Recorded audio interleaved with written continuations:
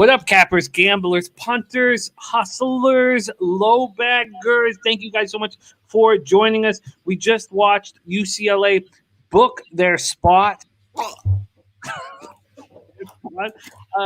And looks like we lost Juzang to injury, which means it's going to be very difficult to bet them against BYU. In fact, I won't. How about that? In fact, I won't. We have our expert, Maxwell Smart, joining us. Maxwell Smart in the house. Max, how are you doing? It is 12:46 a.m. on Friday morning. How you doing, my man? Well, Jim, you know how I feel about the Pac-12. So seeing these jamopes, these imposters with their fucking devil spawn red-headed coach, even though he doesn't have much hair anymore, is just very troubling. And now I got to put the faith into some Mormons that only have sex on Monday afternoons? Like, it's a dangerous time, Jim. It's a dangerous time, but this is March Madness. It's been mad, and I'm mad about it. But, yeah, I'm ready for more. I'm ready for more. I got more blood to give. I got more cuts to fucking get. You know, sex on Monday afternoon sounds pretty good to me. We're here to break down these let's not say final, the last four matchups. And they look pretty exciting. It was an incredible day. But we're going to start off with the major news stories that are coming on in the tournament right now. Those of you who haven't, the brackets aren't fully submitted for another 12 hours or so, 11 hours. So there's last minute changes that you're able to make. First off, let's give a shout out to everybody joining us. Let's move over to the thank you guys so much for rolling with us. We got Buzz Nuts, Cash Action, Neil P in the house, Puzzler, aka Canas Cat, Danny Lopez. Thank you for joining us, Danny. Mike Smith. My guy Mike Smith, the legend gas station sushi. We got Susie Easton in the house, Prince of the City, ready to get to work. Anthony Cerro J.A. says, thoughts on Florida State first half and Texas Tech first half. Okay, so what we're going to do is I'm going to copy and paste. Questions that aren't what we're talking about at the moment, just so we can stay, keep everything together. I'm going to copy and paste all the questions, and then we will get to them. I promise that we will get to them at the end. First, we're going to talk about the major situations, basically injury news coming in. So, Max, let's start with what I deem is the biggest one, and it affects me badly because I was very excited to bet Georgia Tech against Loyola Chicago. Moses Wright, asymptomatic, but will not play during the opening weekend out with COVID. How does that affect Georgia Tech? What do you think of the spread moving from 2.5 to 5.5? And I know that you initially moved on Georgia Tech money line. Are there any changes? Listen, I think that obviously when you lose a guy that does so much rolling to the rim and so much interior scoring, yeah, it definitely hurts, but I don't think it's a knockout punch. I think that we're giving Cam Krutwig, in my opinion, still a little too much credit.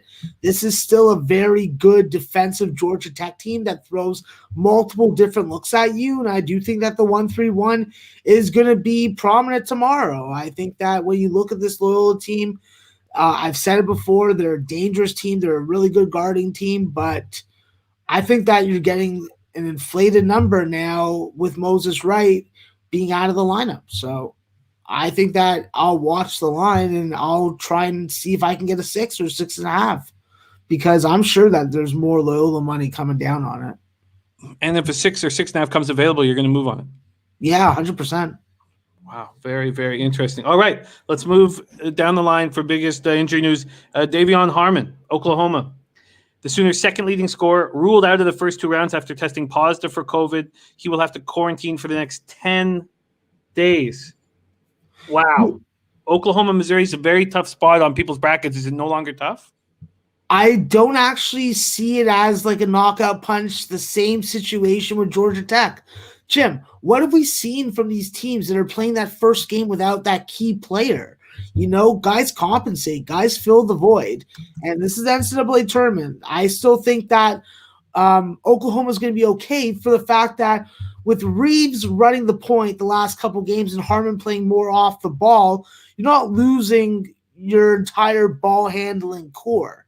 I think that obviously you're losing a top quality player, but I think that a guy like Alondis Williams is able to step up and into that role. At 6'5", you have a pretty big, stout backcourt, two guys that can handle and freaking run up and down with the ball. And I think that with Reeves, it's just going to put him in a bigger spotlight to score the basketball. We know that his 3-point shots comes correct, and we know that when it comes to getting to the free throw line, he's able to convert more than he misses. So I just think that you got to stay with Oklahoma and trust what you're going to see from the guys stepping up for Davion in his absence. Now, your bet on that game, and actually I do have it in front of me, but I memorized it. It was the under 141.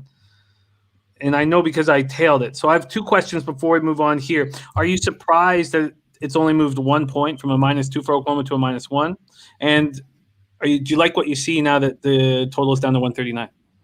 I think that with the total, I'm a little more skeptical of line moves at this time of year because, like we know, Jim, it's not every sharp college basketball head betting. It's everybody that went to school, graduated, is an alum of somewhere, throwing 10 and 20 bucks. And then, of course, you got the big boys and the syndicates and all that kind of shit. I think that in this time of year, I really try and rely mostly on my numbers and not really where the line is going. Just use the line to get the most value that I can out of my bet. Well put. Let's talk about Kansas. David McCormack expected to be available here. Let me find the market for Kansas. With David McCormack available, do they become that much more dangerous? I'm not going to say that they're that much more dangerous. I think that with David McCormack, he still leaves a lot to desire in what people thought that he would be. I think that we've seen him have his highs and lows throughout the season, and we've seen his playing time reflect that. I think that he definitely can be good if he gets going early, if he gets the ball early. But with him coming off the COVID shutdown, I do expect him to play less minutes than we're expecting and be in a similar situation to what we saw with Tank Hemphill tonight for Drake. And combine that with Jalen Wilson not being available until round 32 at the earliest. Yeah, I think that that's the bigger loss. I think that with Jalen Wilson, he's a big shot maker. I think that he's the kind of guy that can have that very easy outlier performance that gets you the win.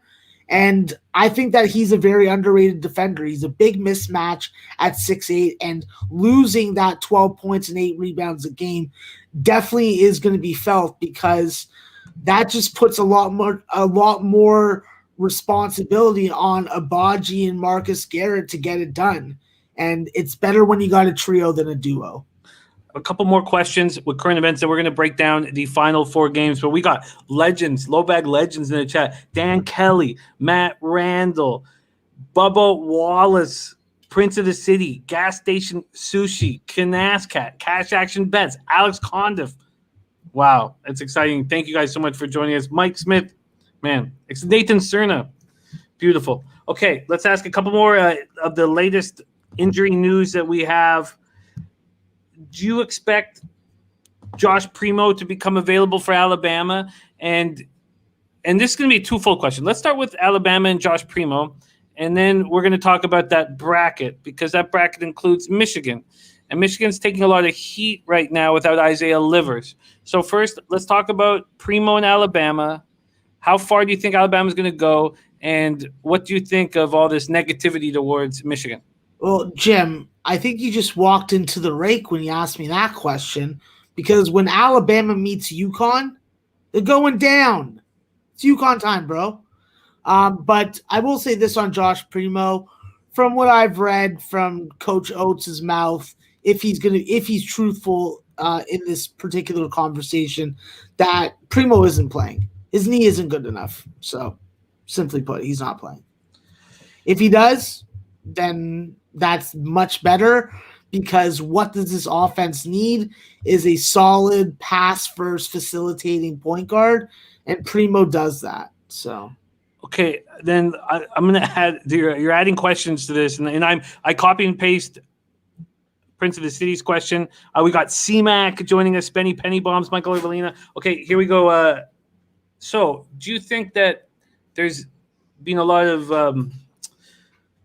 I don't want to say hate, but there's been a lot of questioning Michigan with the Isaiah Livers injury, and we're going to talk about Michigan because they come up in this four, so we'll talk about them more. But do you think they're being disrespected?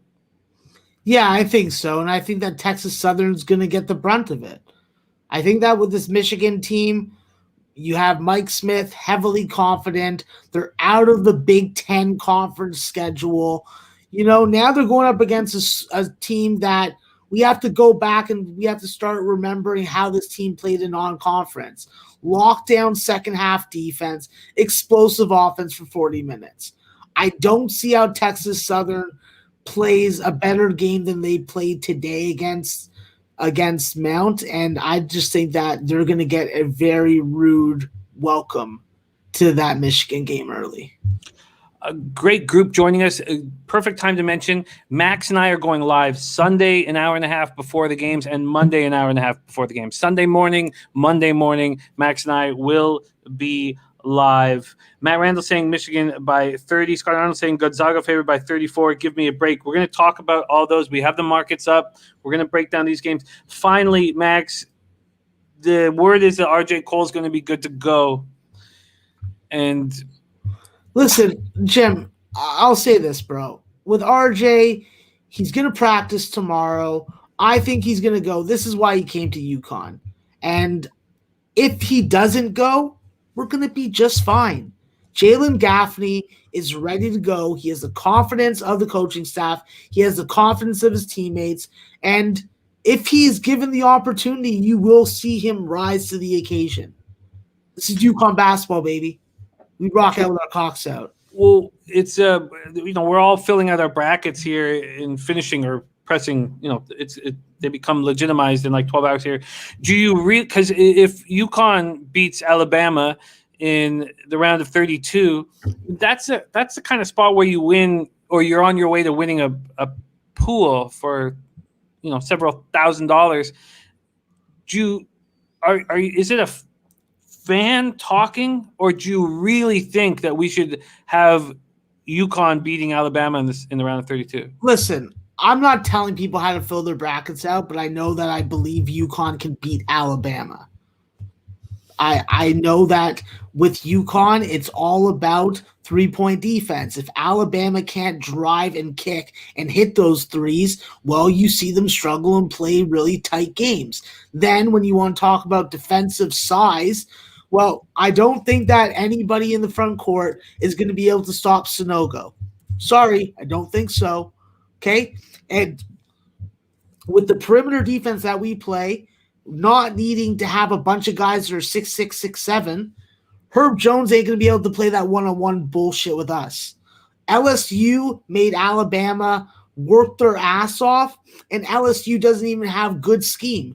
They're just a bunch of one-on-one freaking mutts. So, yeah, LSU's going down. Alabama's going down if they got to play UConn. Don't mess with UConn. Don't mess with St. Bonaventure. Defense wins. Wow. Wild. Any of those of you guys in the chat, if you don't have enough action, we have a low baggers bracket pool that our man Spencer Penny G, a.k.a. Spenny Penny Bombs, is dropping, that I'm in, that my mom's in. My mom is the relegation line, by the way. If you lose to my mom, you are not allowed to enter next year. You're not welcome back next year. Okay, Max, one final thing. Leonard Hamilton, the Florida State coach, steps off the bus, ruptures his Achilles. Is that going to affect them at all, or is that just a joke for us as we go through the tournament? Yeah, I don't really know if that's gonna do anything. I think that if he's hurting, he'll take some pain pills, some crutches, maybe a wheelchair if he needs it. Like, the man just signed a 5-year extension. He's not gonna be missing this game, in my opinion. But we'll see tomorrow. and I don't think I used the words right. I said that you're not invited back. You're not allowed back. If my mom beats you in the boot, you're not allowed back. Forget, and we don't care about invitations. You're not fucking welcome. You're not welcome. All right, Max, it's time to get to work. And let me tell you, before we do get to work, God, this feels good being alive again. It's like we're betting horses. God, it's 1 a.m. Eastern time. Got a beverage right here, an adult beverage, and I'm very thankful to be capping these games with you. Let's get to work. Absolutely, my friend. Let's do it. I love having all these guys, all these recognizable names, you know? Some badass motherfuckers in that chat right now. By the way, before we start, Noli's wondering if it's past your bedtime, Max. Noli, listen, bud, I'm a big boy, okay? As long as my dog isn't waking up and asking to fucking be fed or go for a walk, then I'm all good. And I have an alarm, so I will be up at the crack of dawn. I will drink some apple juice and water. Yeah, I will eat a muffin and possibly an apple Danish, and I will be ready to go.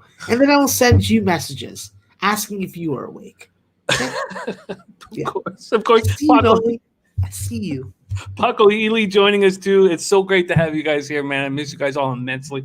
Can't wait to the next meetup, but there is a giant meetup in Vegas with the boys for the Kentucky Derby, a barbecue, a gas station sushi spot. God, love you guys and miss you guys immensely. All right, let's get to work. We start Saturday, March 20th. All of these these last 4 games are on Saturday, of course. So the guys get, a day of rest before preparation. Well, preparations are going on right now, I'm sure. We start at 3 p.m. Eastern. Number 16 seed Texas Southern Tigers, 17-8 versus number 1 Michigan Wolverines, 20-4. We're at Mackey Arena, West Lafayette, Indiana. Mackey Arena, home of the Purdue Boilermakers. SWAC champion Texas Southern defeated Mount St. Mary's tonight in the 16 seed playing game, 60-52. There is a market up, and Adam, we have Michigan opening up as 26-point favorites, a total at 142.5, and we haven't seen any early movement. These SWAC champion Texas Southern Tigers took over in the second half. Angered a lot of us, outscoring the Mountaineers 40-22. After hitting just 27.6% from 3 this year, they went 6 of 14 from distance. 6'9" junior John Walker III went for 19 points and 9 boards. Max always talks about what player on your team is going to give you that outlier performance. And when you get it, you generally win. John Walker III is the man's name who delivered it for the Tigers. He averaged 12 points, 5.4 boards on the season, goes for 19 and 9. Leading scorer Michael Weathers had an off night. That was something we saw from a lot of these teams. And we're on 8 teams, but we saw their star player struggle. And it's something that we'll likely see again in the first round. Who has the depth to take care of everything when the star struggles? Leading scorer Michael Weathers, 3 of 11 from the field, 8 points, 6 boards, 4 assists. On the season, he averaged 16.5 points, 5.3 boards, 3.6 assists. The other Tiger that averaged double digits, 6'9" junior Carl Nicholas, went for 6.7 boards. He averaged 11.3 and 7 on the season. Texas Southern played very clean basketball. One of the things that I liked why I liked Mount St. Mary's in this spot was because this Texas Southern team turns the ball over 16 times a game. Well, they turned it over 5 times in the game. On the season, they averaged 74.8 points per game, hit 45% from the field, 69.9% from the foul line. Michigan did not look strong down the stretch. Those of you know, I only have futures on Michigan. When the tournament was announced and Gonzaga was healthy, I made a bet on Gonzaga to win the championship as a hedge. But I have Michigan at 16-1. That's my main bet. And obviously with the Livers injury, I'm concerned. They closed the season with their 3rd loss in 5 games, 68-67 to Ohio State in the Big Ten semifinals. Michigan shot 35.1% from the field. Its 2nd worst single game shooting this season. They shot 48.3 on the season. Hunter Dickinson, the 7'1", 255-pound Wolverine leading scorer and Big Ten freshman of the year, left less than 2 minutes in the game with an injured right elbow, returned with some extra padding, finished with 21 points and 8 boards. And he'd been struggling in the games leading up to it. It was a nice performance. On the season, he averaged 14.2 points, 6.9 boards. Michigan suffered this major blow with the Isaiah Livers injury. He's ruled out for opening weekend. Honestly, the way I've been reading the doctor's notes and all this stuff, and the way I see it, I don't expect them back for Sweet 16 or Elite 8. If they can make it to the Final Four, he becomes available. And we'll hear what Max has to say about Wake Forest graduate transfer Chaundi Brown.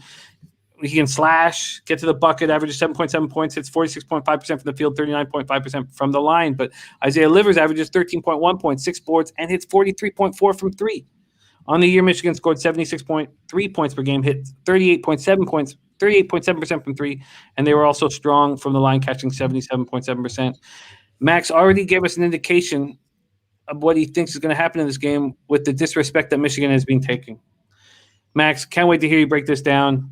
Texas Southern, Michigan. We have the spread at 26 and the total at 142.5. Take it away, my man. So, Jim, from a matchup perspective, I just don't see how Texas Southern is going to compete with Michigan's front court.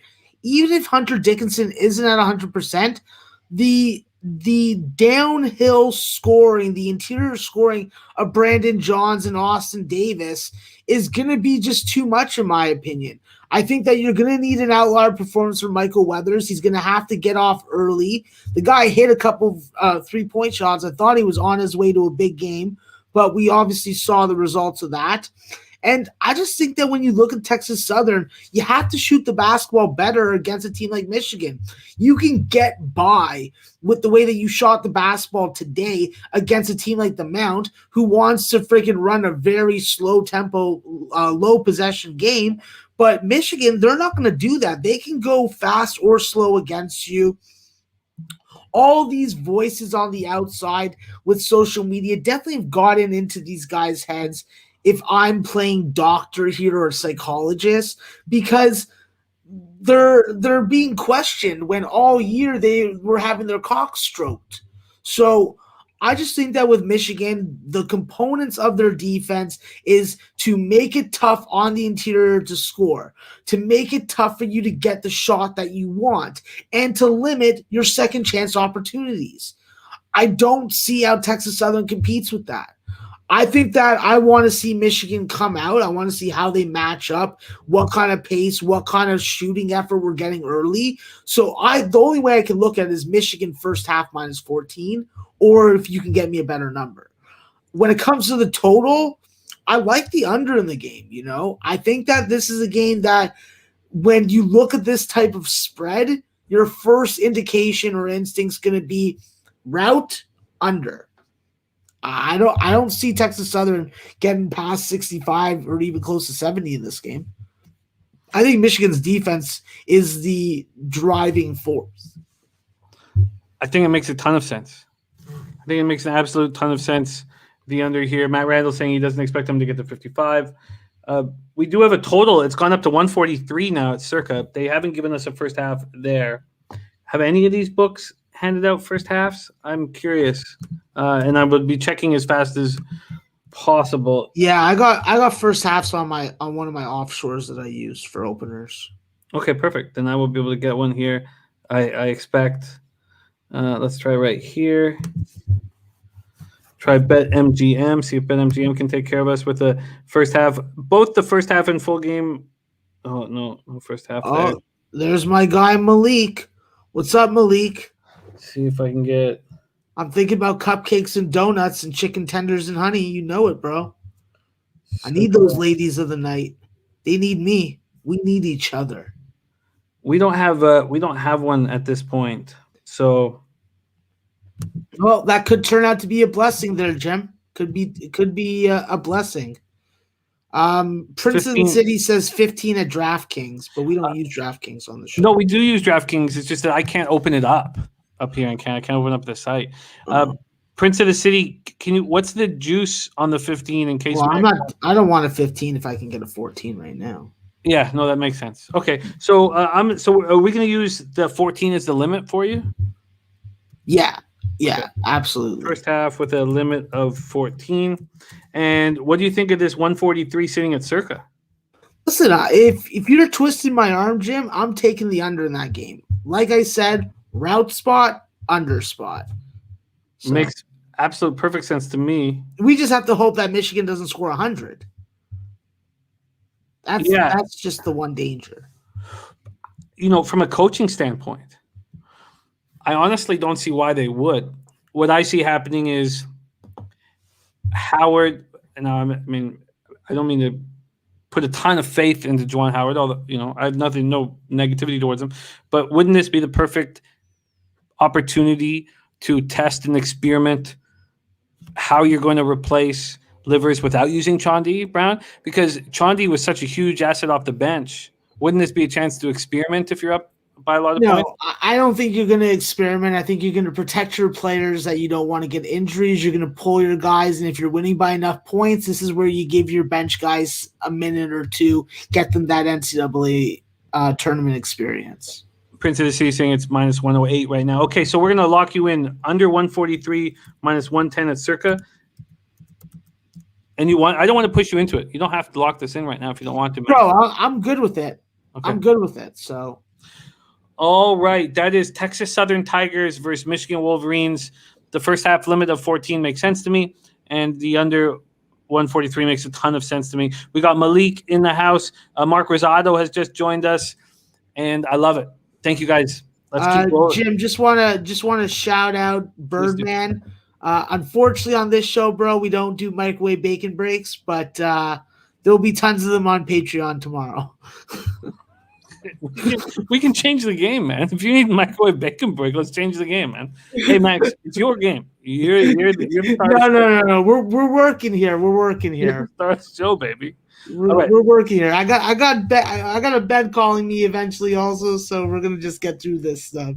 We move on. 4:30 p.m. Eastern. This comes out of the West region. Number 11 seed Drake Bulldogs, 26-4 on the season. Versus number 6 USC Trojans, 22-7. We're at Bankers Life Fieldhouse in Indianapolis, Indiana. Let's see what we're dealing with. We have USC opening up as 6.5-point favorites. We do see a 6 on the board for the first time. So, and this is something that we thought, we always see a play-in 11 seed make a run. Is Drake the team? This total is sitting at 138.5.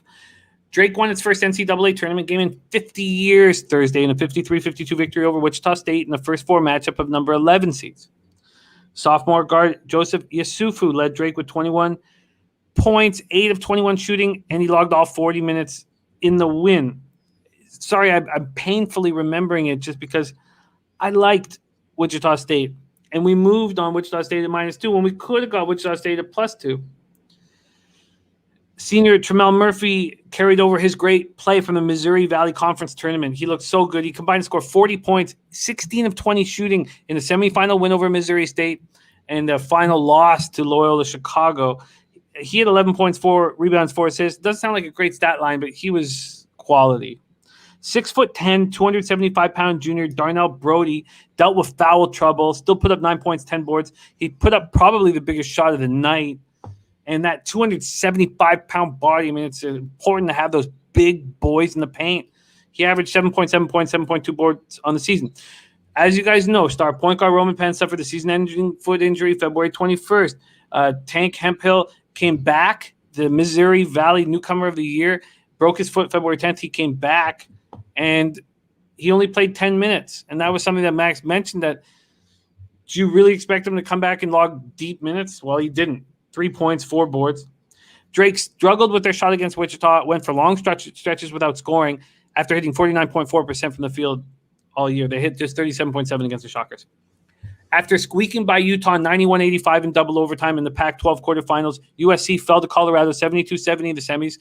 7-foot freshman Evan Mobley, excellent in the loss. 29 points, 9 boards, 5 blocks. Led the Trojans on the season, averaging 16.8 points, 8.6 boards.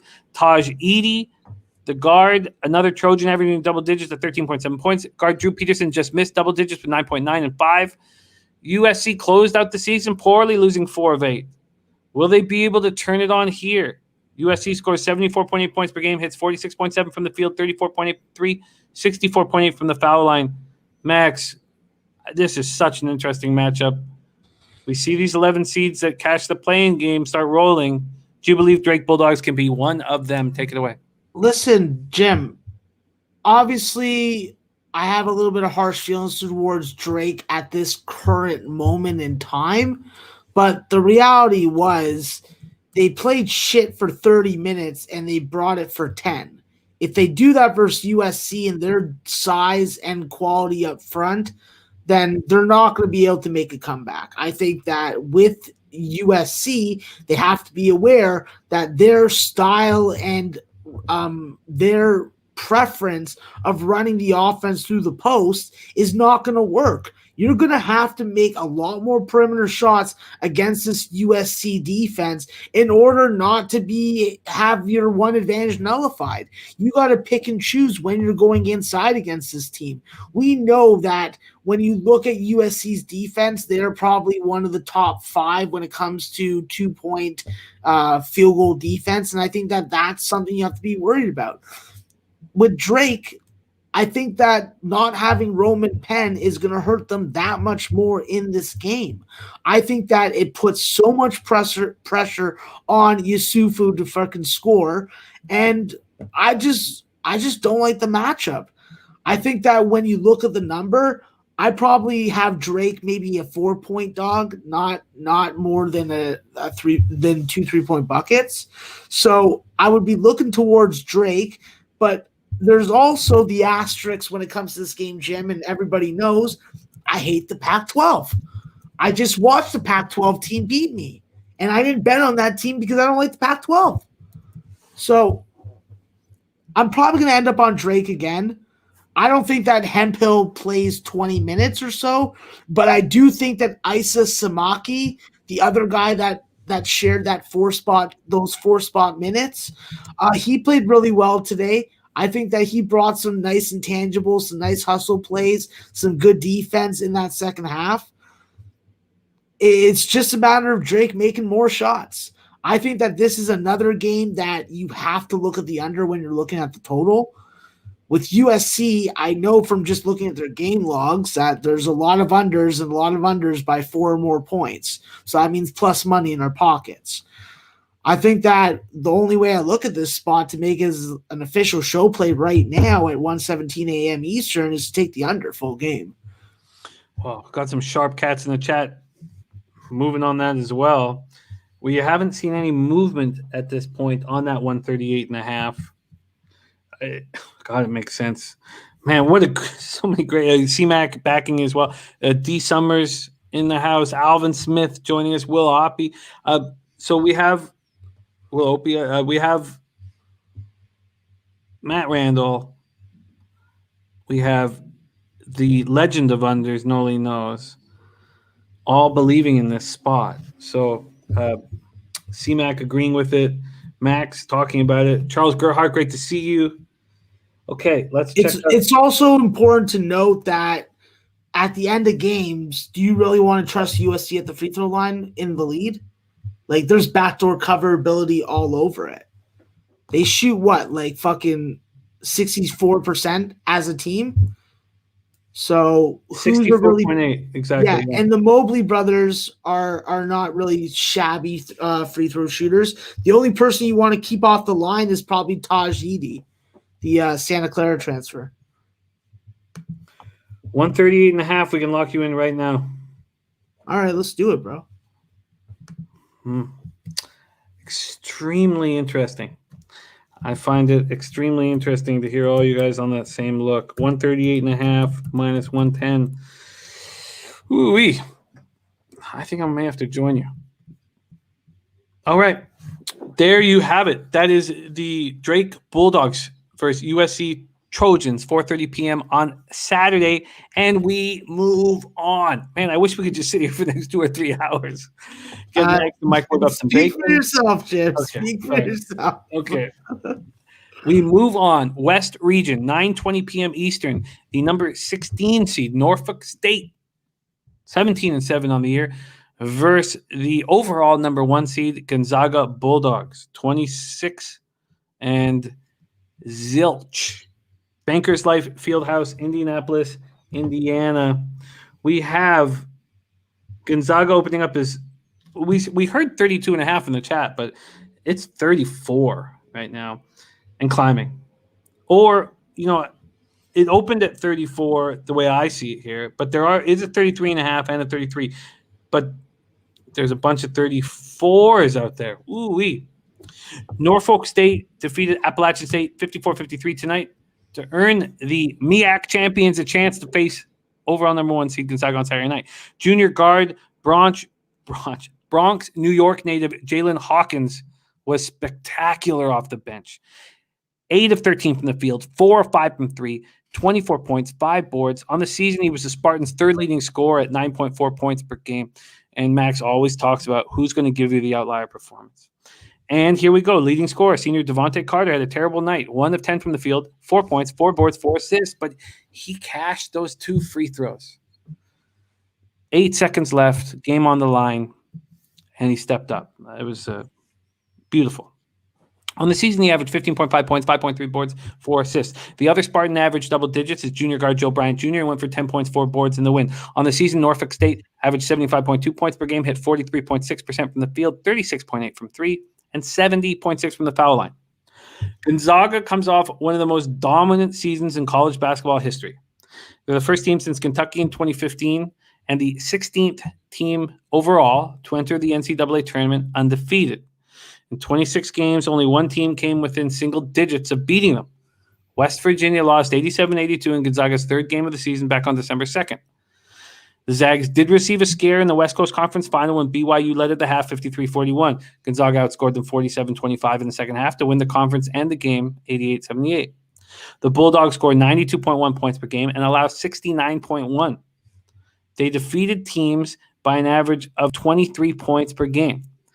6'7" senior Corey Kispert leads the Zags in scoring, averaging 19.2 points and hits 44.4% from 3.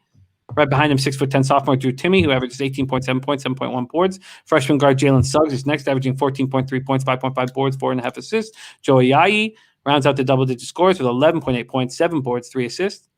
They hit an extremely impressive 55.1% from the field, 36.5 from 3, 72.7 from the stripe. Max, 34-point number 1 overall seed Gonzaga Bulldogs in action on Saturday night. How do we make money off of this?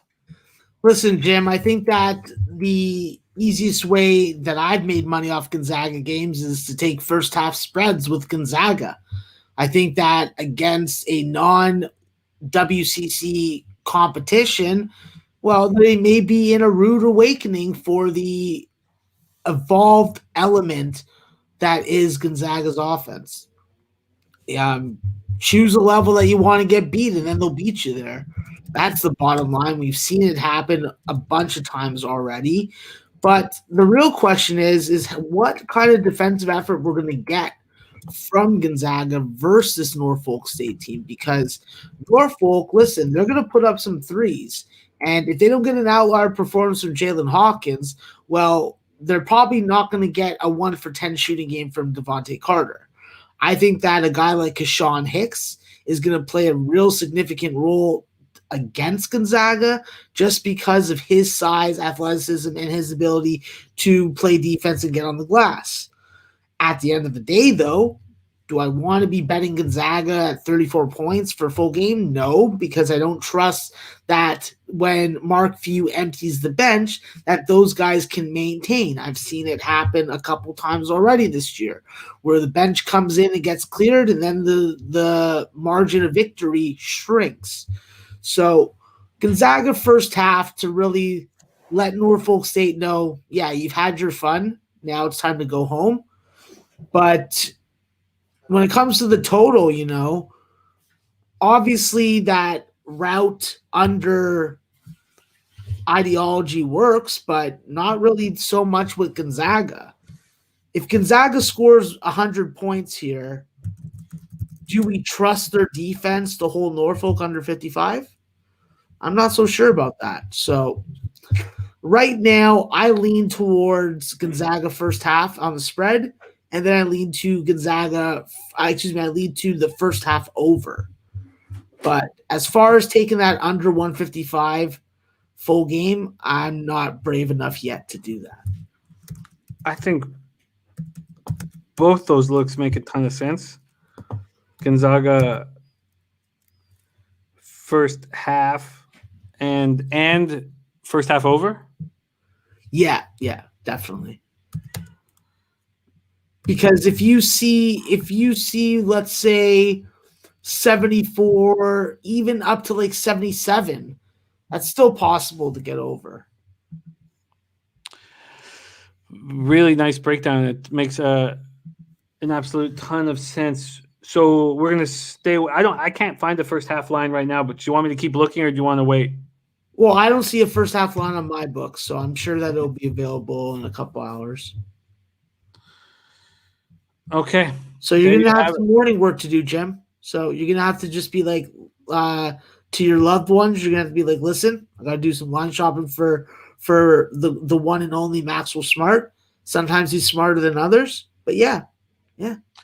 You know, it sounds good to me, man. This is all I'm going to be focused on for the next, 100 hours for sure.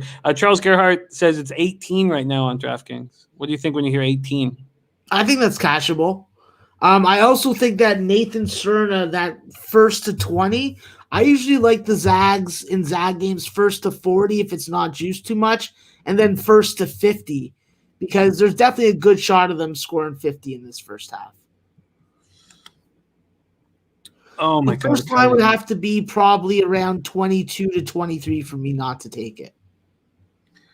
Okay, we are going to move on here. We move on to the final, or the last game of this tournament, first round that we now have locked in. The number 11 seed UCLA Bruins 17-9 versus number 6 seed BYU Cougars 20-6.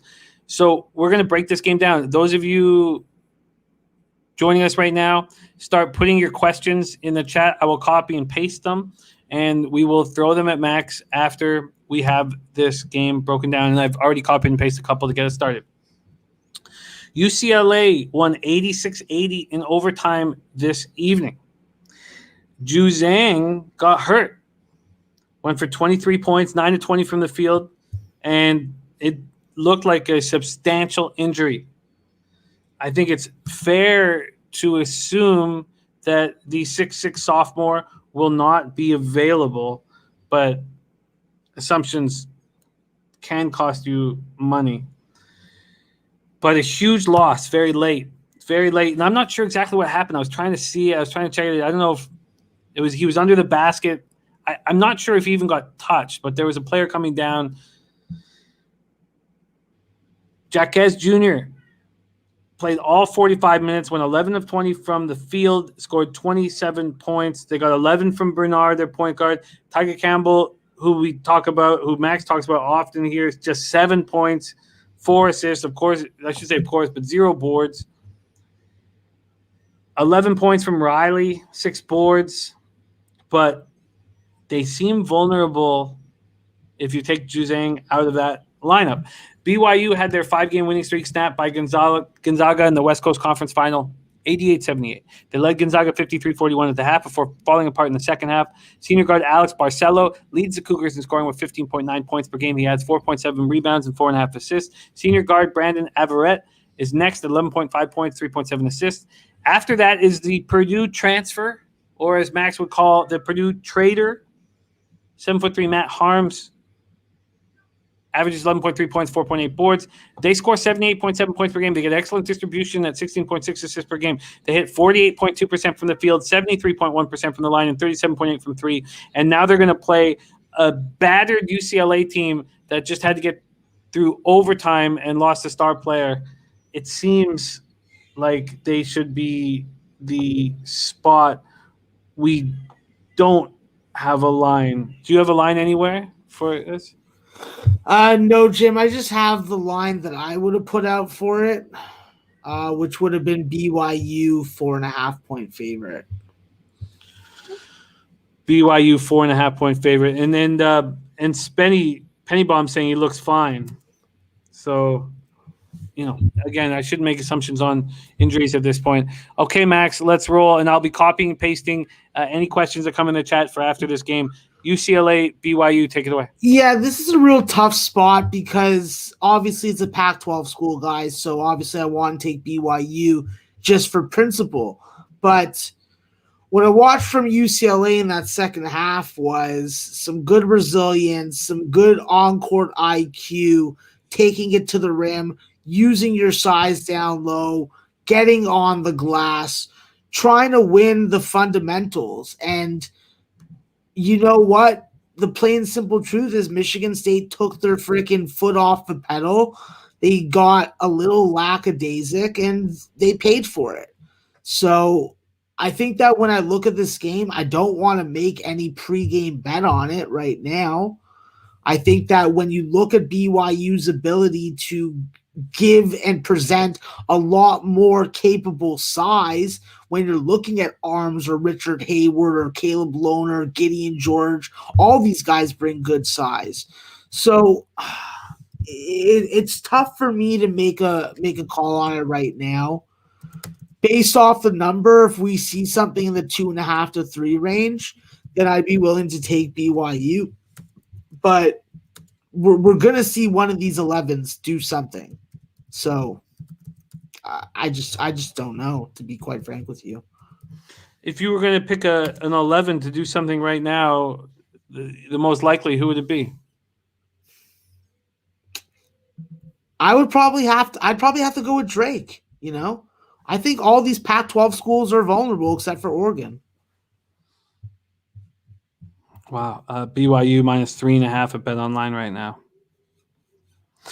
You know, this isn't as drastic as when Texas got the walkthrough against Kansas and had the day off against Oklahoma State. And you know what? Let me start with the question. You know, I'll wait. I'll get the questions going when I talk about Oklahoma State in that regard. But I think UCLA I think this will take a lot of energy out of them. Do you think I'm building that up too much? I think that these guys are in good shape.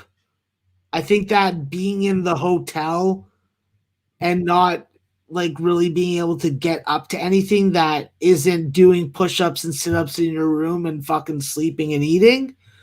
But you just never know. This is a brand new experience in the bubble environment. We've never have any data on how teams perform in it. And even when these guys go on these non-conference tournament trips, they're not in their hotel rooms. They're enjoying the sights. So I just don't know really what the psychology is of these guys in their isolation and how it's going to reflect on the basketball court. So for UCLA, they're going to be one of the test studies, basically. So I think that when you look at this game, my only advice would be with the line that I would put it at, I would take BYU. But what I'm going to do with this game is I'm going to watch the first half and I'm going to freaking bet the other side and bet for another tale of two halves. If UCLA gets out front, I'll definitely have confidence in BYU to make a comeback in the second half. Extremely interesting. So that's the breakdown of UCLA BYU. That's the breakdown of the last 4 games. And of official plays, we only have the under 143 at -110 for Texas Southern Michigan from Max, as well as the under 138.5 in Drake USC. He's interested in the Gonzaga first half over. He's interested in the Zags first half. He's interested in Michigan first half, but we have a limit of 14. And we have no move made on UCLA BYU. Yeah, Jim, just to put it out there, you guys know I don't really like the Pac-12. I like them more for the jokes than for college basketball. So obviously these are the most difficult spots for me, even though I am a volume capper and follow every program. So I love it. And I'm cases, I'm sure I'm late to the party, but have you guys gone over Final Four championship predictions at all? You know, that's not Max's thing. Yeah, I'm not a futures guy. The only futures that I bet this year were for the Big East Conference champion, the ACC, and then the A10 tournament, which obviously my Bonnies won, and Dayton let me down. Max makes his living off of gambling, and it's a day-to-day action that provides it. So, least exciting games, the better. The more I can change the channel to something else, the more I like that game. Hey, respect. All right, let's get into questions. And I've been copying and pasting them as we've gone on. We have Now you love first half bets, and you make them, enormously. We have a question. This came from early in the show from JA. The first question he has, and let me pull up the line here. The first question is a first half in the Florida State UNC Greensboro game. Florida State. I can answer that real quick, Jim. Do it. Take it away. We're on Greensboro first half. You are. God, of course you are. You're on Greensboro first half +6. Of course. I don't know why I didn't connect that. There you go. So Jay says thoughts on Florida State first half. Max is on UNC Greensboro first half. The next question he has is Texas Tech first half. And the Texas Tech first half line is opened up at -2.5. It's now at -2 against Utah State. What do you think of Texas Tech early? Because I know you have them full game. Yeah, I think that with Texas Tech, it's going to be it's going to be interesting to see how they match up against Cada. If they're able to nullify his post passing and he isn't really able to get his shooters freed up for good looks at the bucket, well, I think that Texas Tech will get out to the lead. I think that with a lot of favorites, you do want to be backing them more so in first halves. And I think that with all this, I guess, well-wishing, I would say, for the Utah State, I just don't think that they're a good matchup for Texas Tech. They don't have the perimeter scoring. And if you need a game breaker, I like the game breaker better on the Red Raiders side. And this is where coaching plays a big factor. I definitely have a lot of respect for Coach Craig Smith, but I definitely think that Chris Beard brings a different level, and this is why he gets paid the big bucks, is to win games in March. So I definitely like Texas Tech first half, and I still like them full game. Here we go. Next question comes from Prince of the City. Says, do the Razorbacks run over Colgate? Arkansas, Colgate. This game goes off at why can't I find it here in my odds page?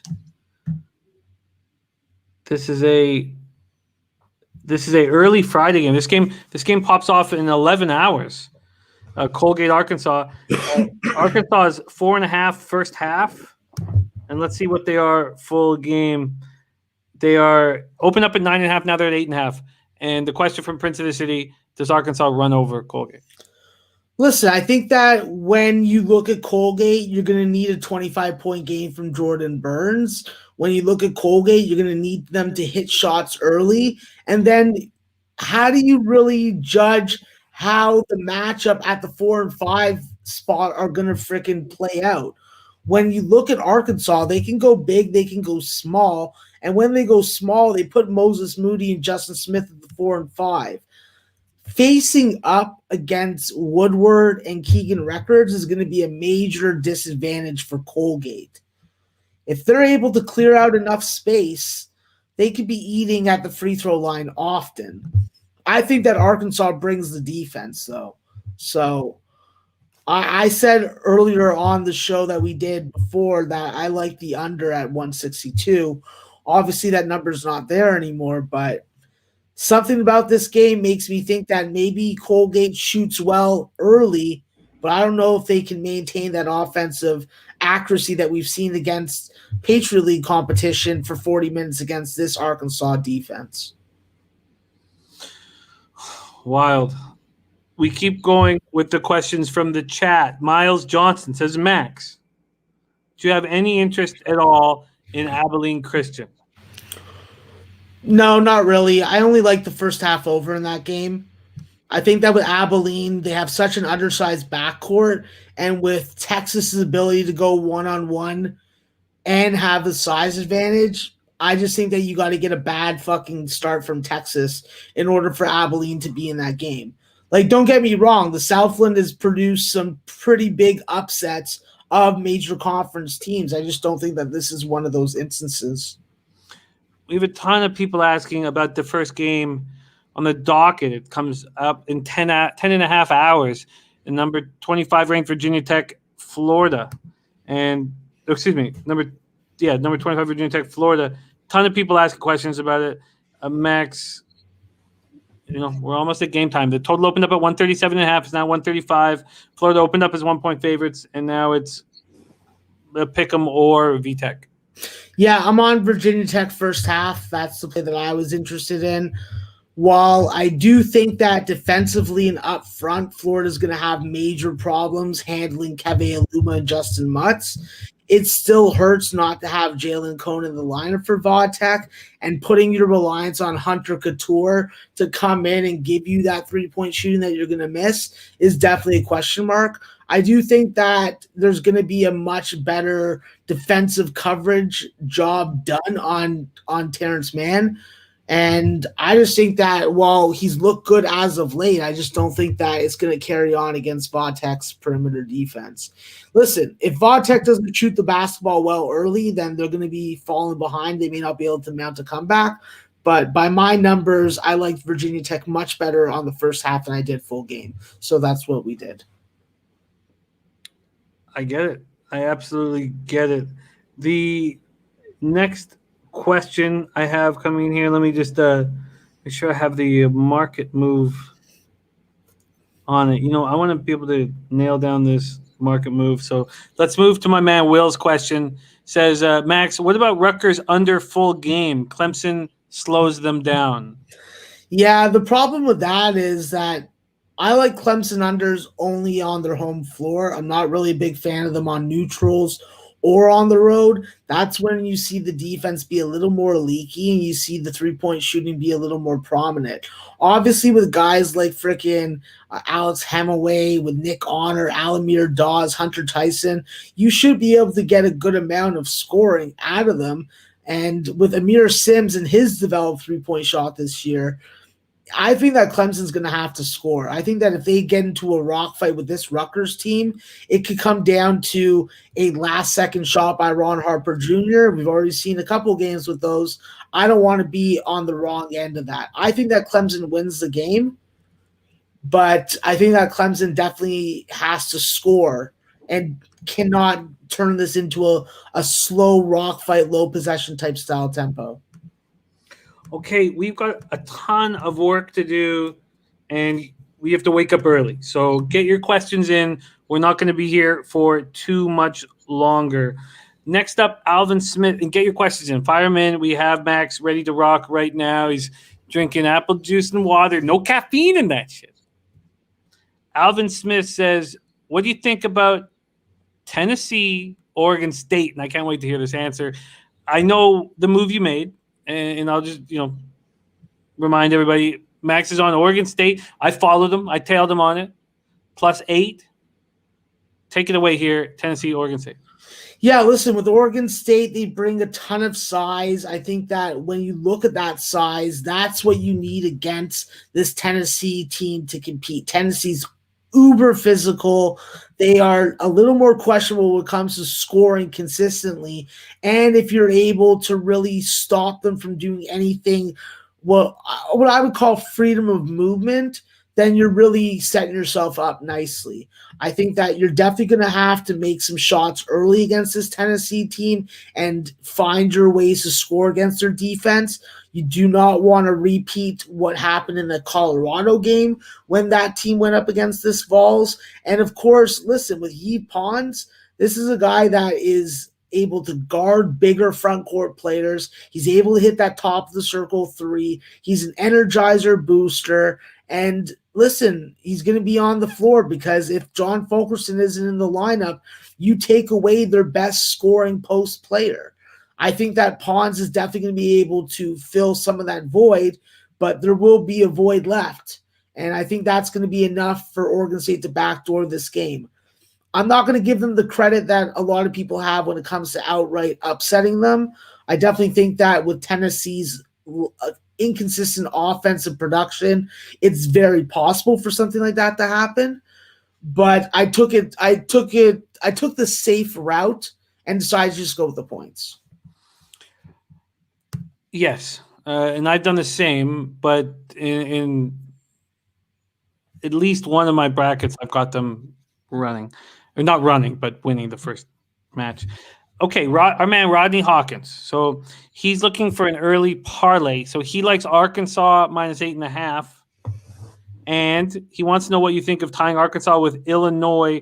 He says, nobody talking about Illinois. They can cover that 23. What do you think of his early parlay Arkansas-Illinois? Yeah, I think that I'm not really interested in parlaying a 23-point spread. But I will say that, listen, Illinois has all the ability to dominate that game. It's going to be, do they stop that ball pressure, that pick and roll that Drexel's going to run? I don't think that James Butler and TJ Bickerstaff are going to be able to contain or do anything against Coburn. And I think that the dribble penetration and the pick and roll of Io, is going to be too much.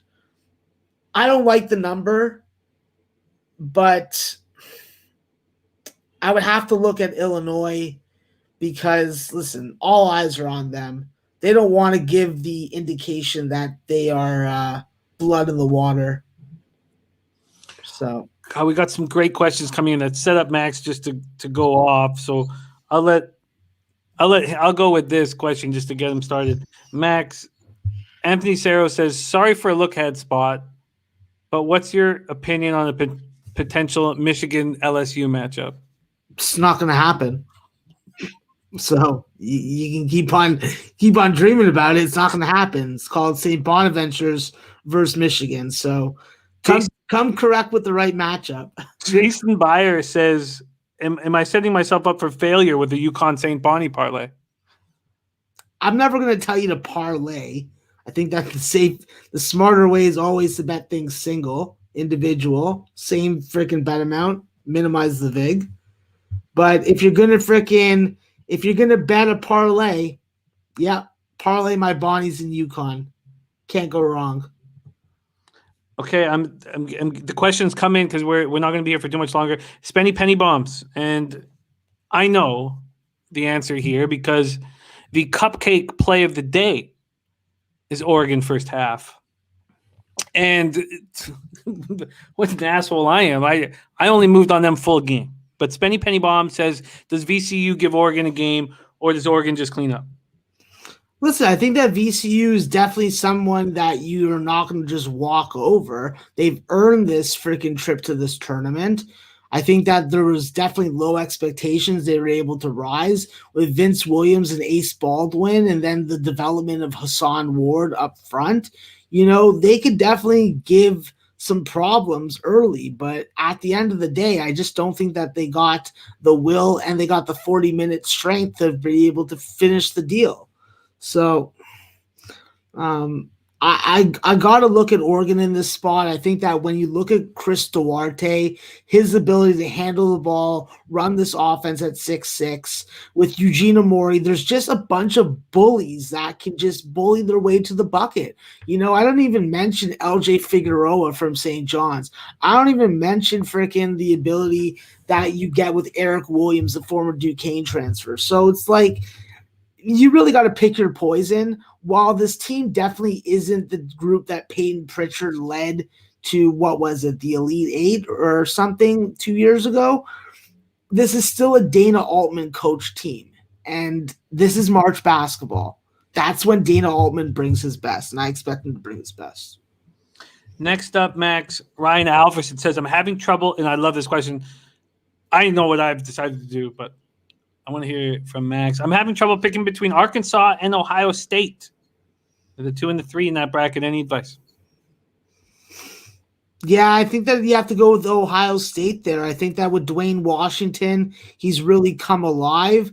I think that when you look at this front court, even if they don't have Kyle Young, they still are able to get shit done, and they can defend bigger freaking front court players. I think that Chris Holtman's definitely an underrated coach, and I think that this is where, in a matchup, a high profile versus a very good in-game adjustment coach like Coach Musselman, that's where Ohio State comes out and plays it hard. So, Max, RMK, whom we love dearly, OG Lowbagger, says, and I'm going to speak for a few seconds after I ask the question. He says, opinion on potential look-ahead spot with Illinois and Houston. And Max, on one of my brackets, and I only have two, one of my brackets, and maybe both, and I'm finalized this night, I have San Diego State moving on that side of things. So I'm not sold on this Illinois-Houston matchup.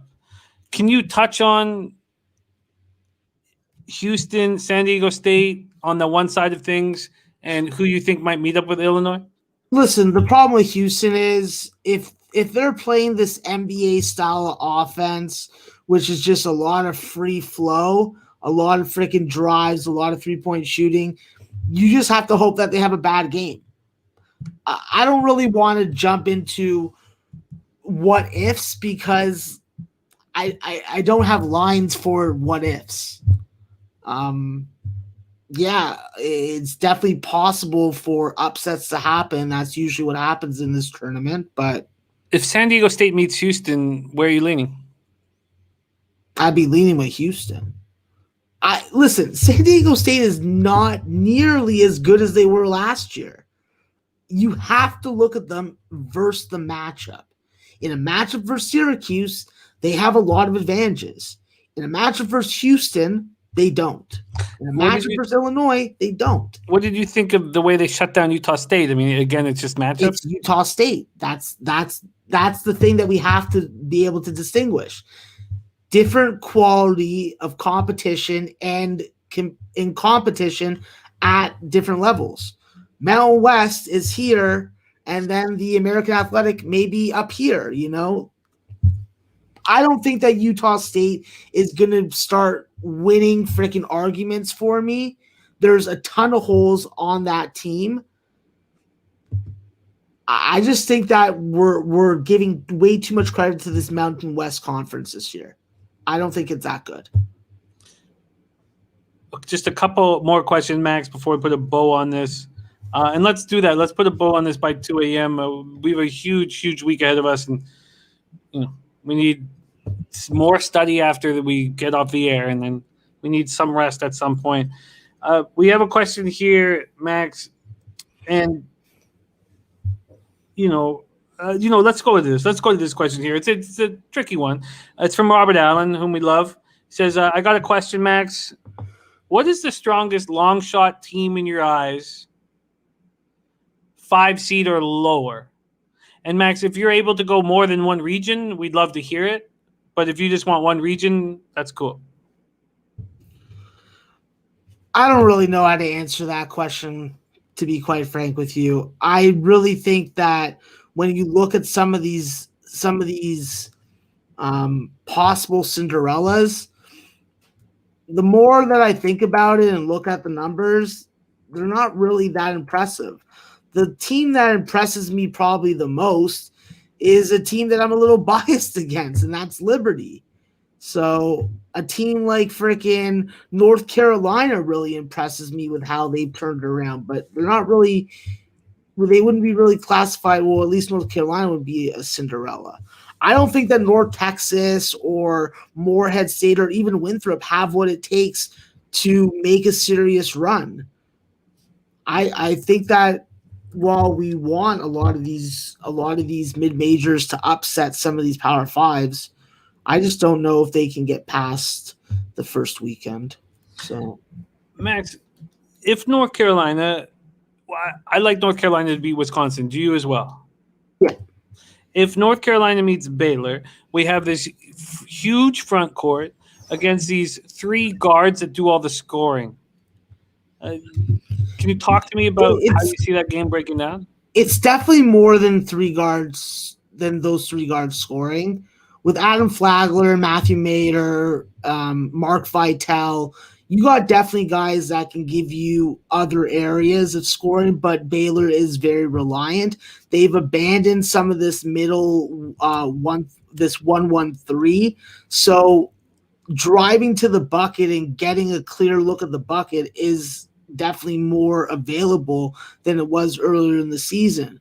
And against a team like North Carolina, who definitely needs to freaking get to the rim a lot more without having to tip it off the glass a bunch of times.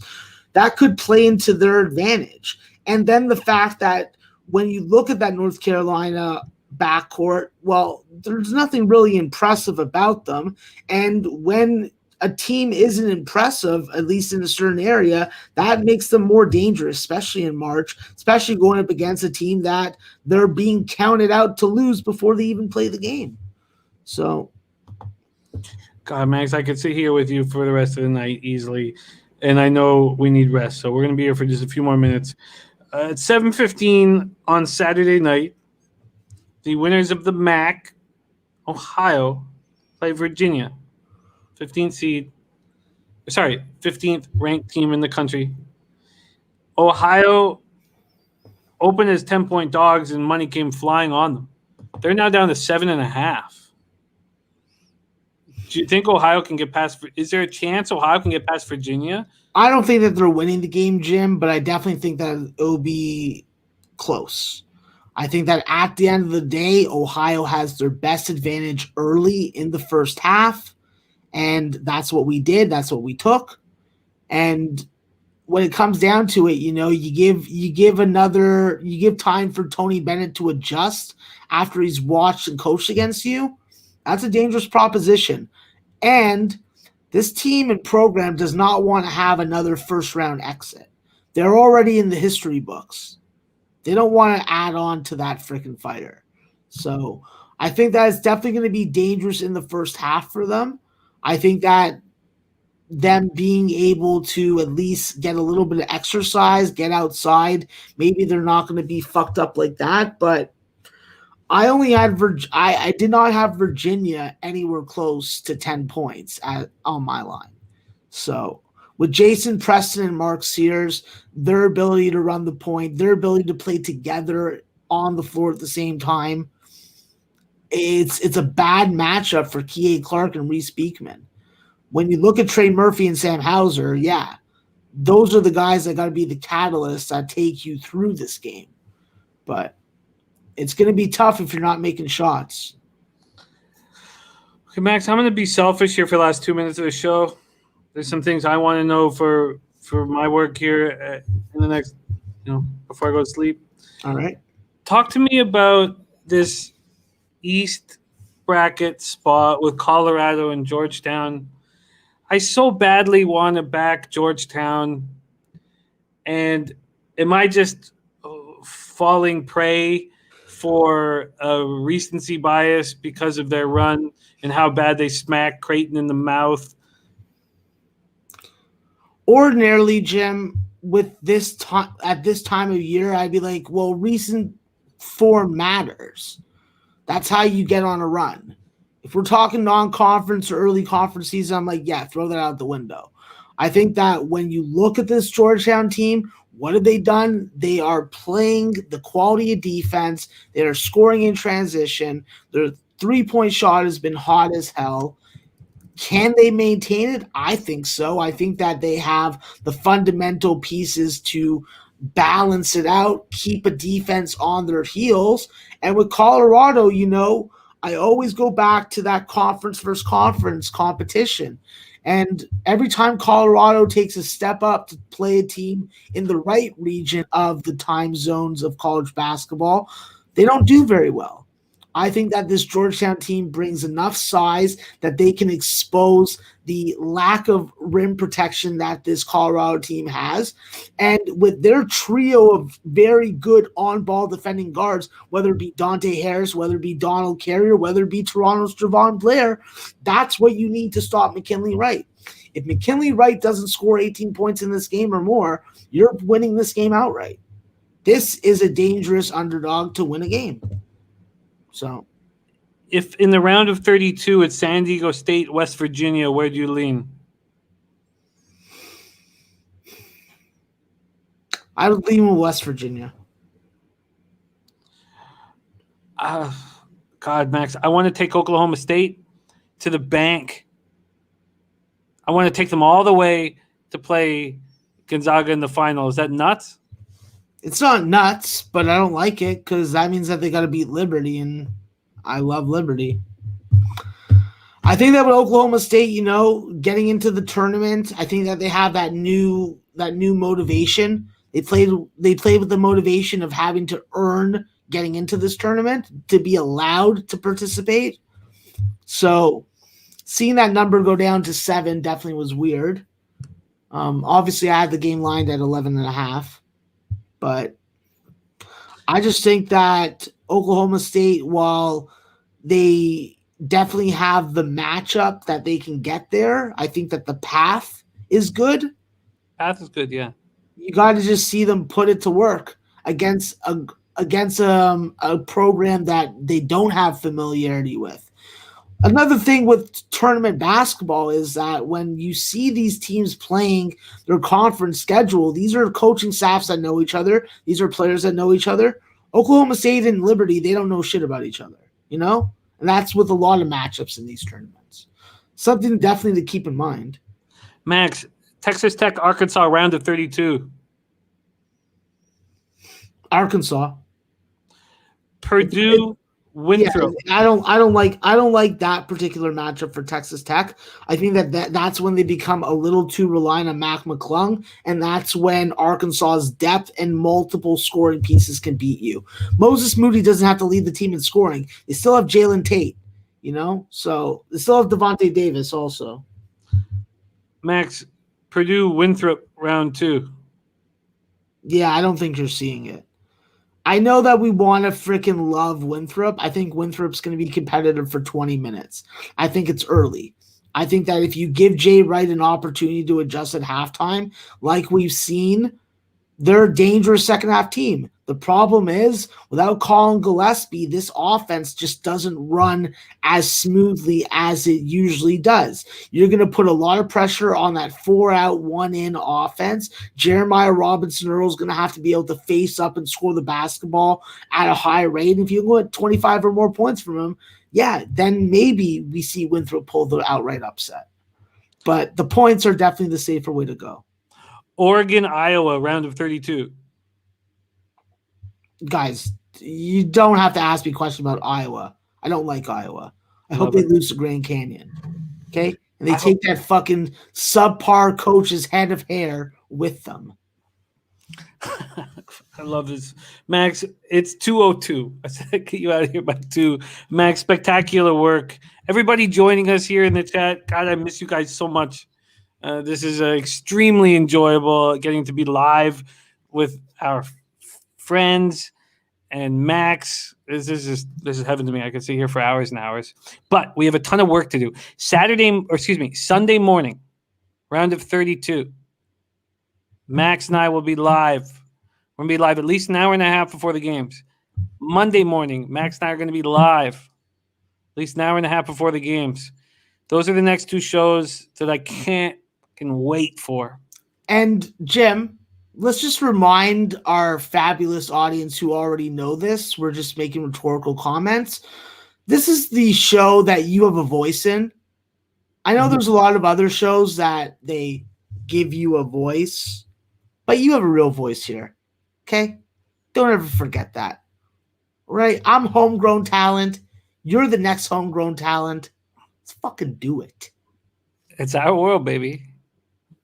I love it. God, I'm so excited. It's just it's an honor to work with you, Max, and to see all these incredible cappers in the chat just gets me so pumped up. Now, let's turn that into some fucking money. Let's make some money. Let's get paid in full. And Jim. Yeah. Also, let's remind everyone, you should have 3 live books that you can bet on that have different numbers at the same time so that you can serve them our favorite soup, cock soup. Yes. Cold. Chilled. Icy. Okay, I see. Okay. Thank you guys so much for your support. Catch Max and I Sunday morning and Monday morning before the next round of games. Other than that, we have every single game broken down by Maxwell Smart on our YouTube page right now. Every single game broken down. And we still have, 9.5 hours before it all goes down. God, it feels good. There's some leches coming in from the chat. Max, can you put a bow on this bad boy for us?